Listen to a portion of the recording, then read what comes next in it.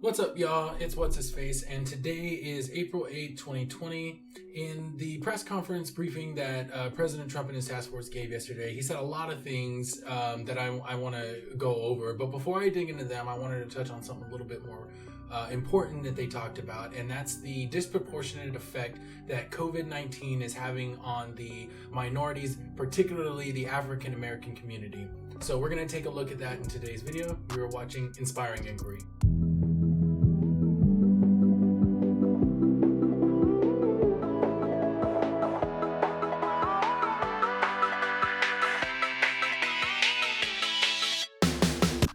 The African American community, and we're doing everything in our power to address this challenge. It's a tremendous challenge. It's terrible.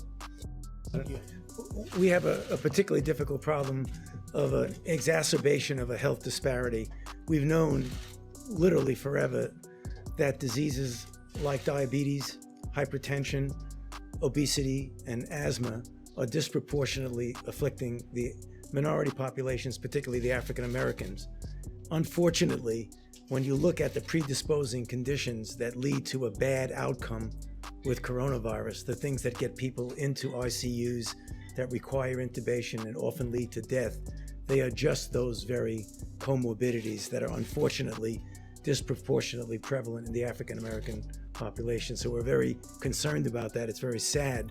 It's nothing we can do about it right now except to try and give them the best possible care to avoid those complications. And as you're about to see, Dr. Burks is going to go into more detail so you can get a better idea of the effects that COVID-19 has on the African American population. We don't want to give the impression that the African American community is more susceptible to the virus. We don't have any data that suggests that. What our data suggest is they're more susceptible to more difficult and severe disease and poorer outcomes. And we really need to make sure that every household is aware of what it's going to take to protect the individuals in that household that have pre-existing conditions. So after a minute of reflection, Dr. Fauci comes back up and gives another statement regarding minorities and how they're disproportionately affected.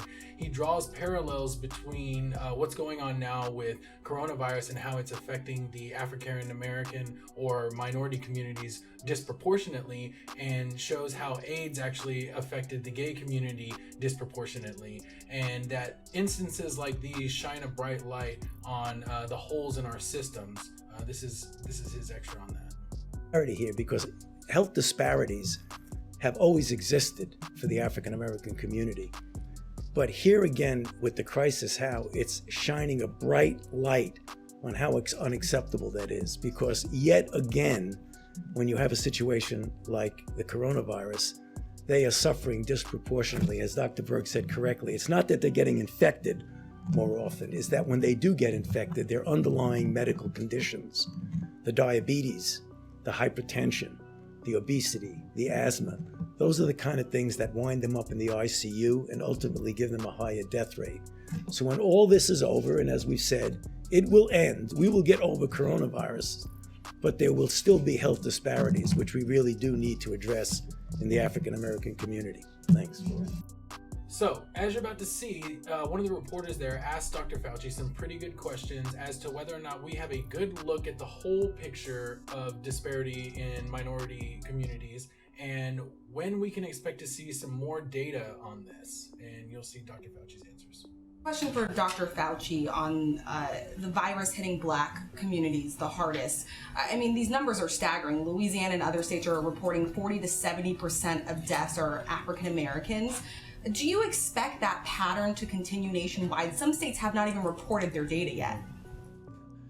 You know, I can't be confident to predict patterns, but the underlying reason why that is happening doesn't change from state to state. Worse. Now, I expect that when African Americans get infected, given the disproportionate disparity of the underlying conditions that lead to complications like the ones I mentioned, I expect that we will still see the pattern, that when you look at the proportion of people who get into serious trouble and die again, it's going to be disproportionate towards the African Americans. I do expect that. And is the federal government now leading the charge in collecting this information from the states, and when will it be made public? Yes, the answer is yes. It will be public as soon as you get enough data to be able to make a meaningful statement. So can we expect this week or a couple of days? The task force has assigned that to several members of the team. We're assembling that data now. So, to help expand a little bit on how the data is being collected, the administrator for Medicare and Medicaid services speaks a little bit more as to how they're gathering that data. I think one of the things that we're going to be doing with our Medicare data is to do that analysis. We're going to look back at the last month or so and look at, related type illnesses going forward. We now have a code for coronavirus, so we can actually stratify by demographic information, so we can look at race as a factor. We can also look at what the underlying health issues are as well. So we'll be providing that data very shortly, but we will be doing that analysis. Well, guys, that's it. I really appreciate you watching my video. I wish I had better news to bring you, and the only thing that I can really say is everybody just do as much as you can to help those that are at the greatest risk in your community, because that's really all we can do. Thank you very much. This is Inspiring Inquiry.